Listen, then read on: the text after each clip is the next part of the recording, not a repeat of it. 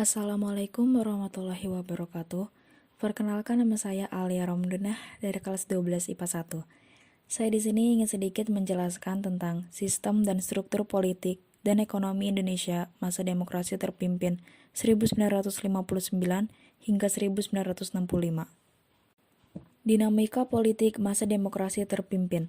1. Menuju demokrasi terpimpin. Kehidupan sosial politik Indonesia pada masa demokrasi liberal 1950 hingga 1959 belum pernah mencapai kestabilan secara nasional.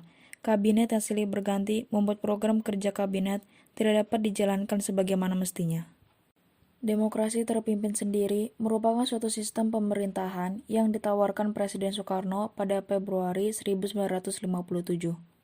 Pada hari Minggu 5 Juli 1959 pukul 17.00 dalam suatu upacara resmi yang berlangsung selama 15 menit di Istana Merdeka, Presiden Soekarno mengumumkan dekret yang memuat 3 hal pokok, yaitu 1. Menetapkan pembubaran konstituante. 2. Menetapkan Undang-Undang Dasar 1945 berlaku bagi segenap bangsa Indonesia dan seluruh tumpah darah Indonesia, terhitung mulai tanggal penetapan dekret dan tidak berlakunya lagi Undang-Undang Dasar Sementara (UUDS). 3. Pembentukan MPRS yang terdiri atas anggota DPR ditambah dengan utusan-utusan dan golongan, serta pembentukan Dewan Pertimbangan Agung Sementara (DPAS). 2. Peta kekuatan politik nasional. Antara tahun 1960 hingga 1965, kekuatan politik pada waktu itu terpusat di tangan Presiden Soekarno. Presiden Soekarno memegang seluruh kekuasaan negara dengan TNI Angkatan Darat dan PKI di sampingnya. TNI yang sejak kabinet di Juanda diberlakukan SOB, kemudian pemberontakan PRRI dan Permestab pada tahun 1958 mulai memainkan peranan penting dalam bidang politik.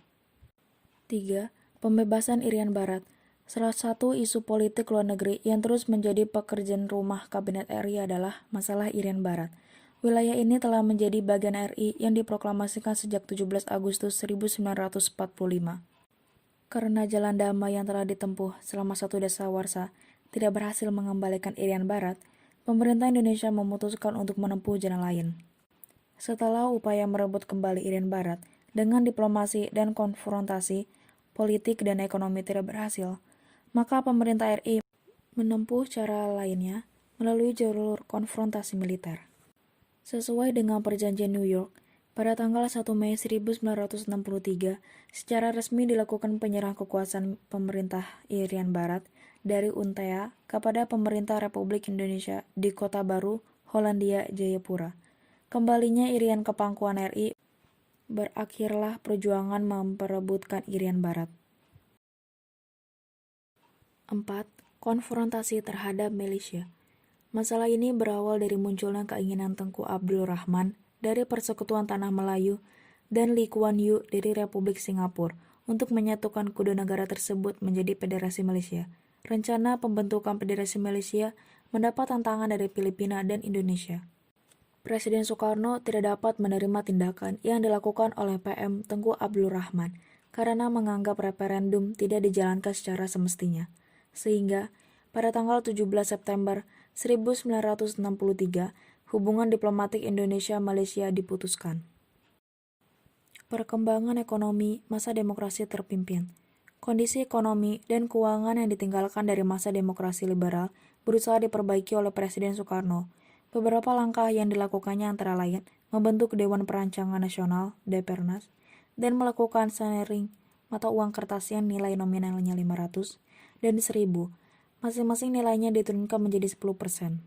Tindakan penggantian uang lama dengan uang baru diikuti dengan pengumuman kenaikan harga bahan bakar yang mengakibatkan reaksi penolakan masyarakat.